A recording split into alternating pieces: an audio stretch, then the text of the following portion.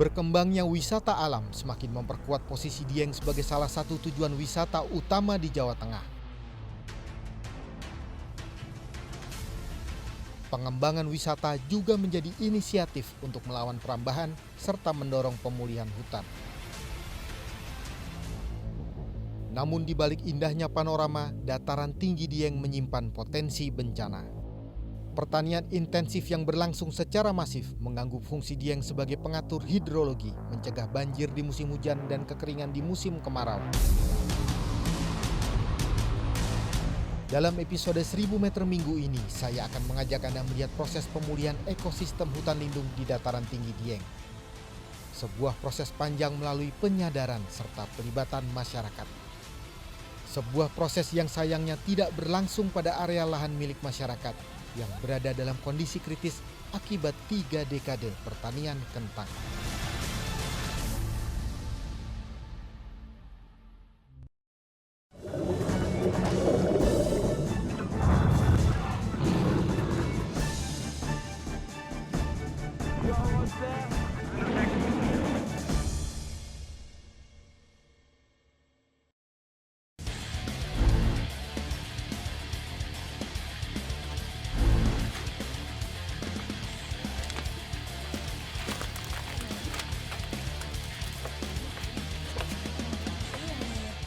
Untuk Desa Sembungan itu yang kebetulan mengelola wisata Sikunir itu adalah desa tertinggi di Jawa.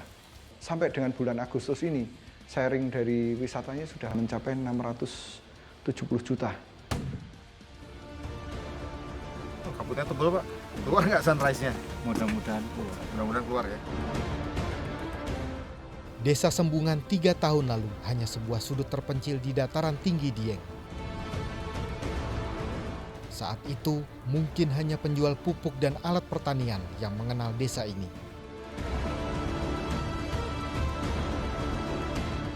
Namun pembukaan lokasi wisata alam mengubah segalanya. Momen sunrise alias matahari terbit dari puncak Sikunir telah menjadikan Desa Sembungan primadona baru dalam peta wisata Provinsi Jawa Tengah. Ya kalau puncaknya kalau tiap minggunya ya hari Sabtu dan Minggu, kalau pas hari libur. Kalau hari libur itu kadang sampai 5.000 orang. Untuk menikmati keindahan matahari terbit, kita harus melakukan pendakian ringan selama sekitar 1 jam. Sebuah tantangan fisik dan mental menaklukkan ratusan anak tangga yang terjal di tengah gelapnya malam.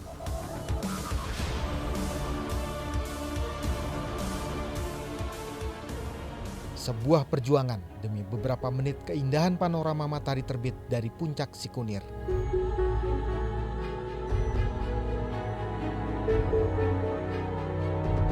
Pagi di puncak Sikunir memang cantik. Langit biru di atas kepala membentang seluas cakrawala.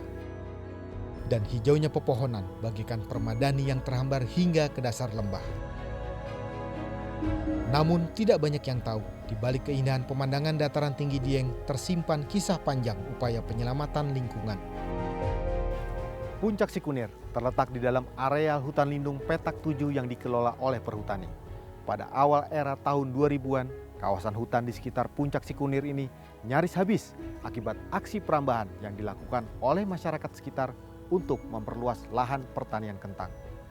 Jika saat ini hutan di sekitar puncak Sikunir terlihat hijau kembali, itu terjadi karena masyarakat menyadari dampak lingkungan yang muncul akibat kerusakan hutan dan secara sadar menghentikan praktek pertanian di dalam kawasan hutan lindung.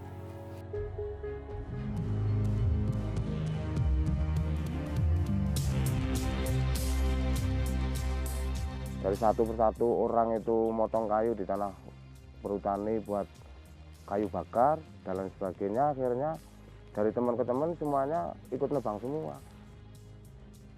Itu kan yang rumputnya tebal kan dibabat dulu. Kalau yang perlu dibabat dulu babat, perlu dibakar. Setelah rapi baru kita mulai mencangkul. Ya kalau misalnya dihitung dari per orang ya paling minimal ya 0,5 hektar lah satu orangnya itu. 0,5 hektar, bahkan ada yang sampai 1 hektar. Hutan di Dieng itu digunakan, dirambah oleh masyarakat untuk menjadi tanaman semusim. kerusakannya relatif parah.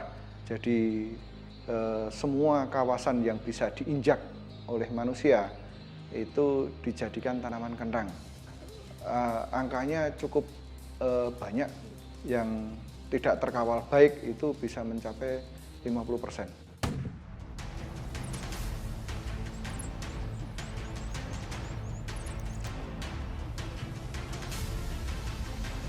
Wah, terjadi luar biasa itu ya. Contoh erosi, banjir.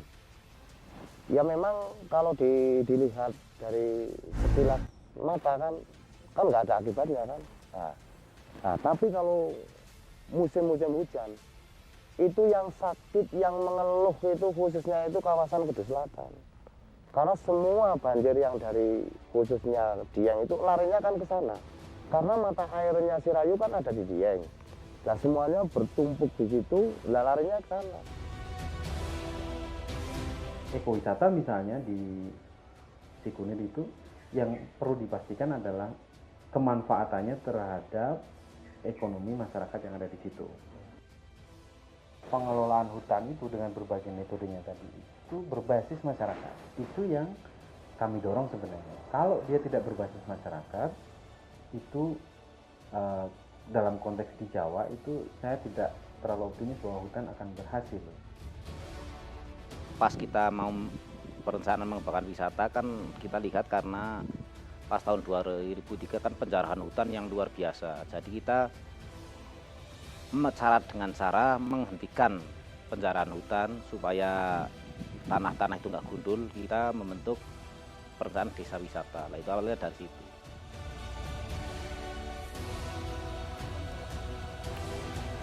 Desa Sembungan menjadi contoh sukses inisiatif pengembangan wisata untuk memotivasi warga terlibat dalam kegiatan pemulihan ekosistem.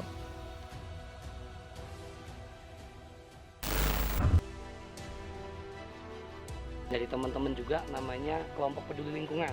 Dulu namanya Bulus Pala, itu beralih di 2001 menjadi The Bud Egg Adventure. Nah, itu dari kemilisan kita, dari anak-anak muda Desa Patak Banteng, itu memang pengen memulihkan bagaimana caranya hutan ini menjadi kembali seperti mana fungsinya.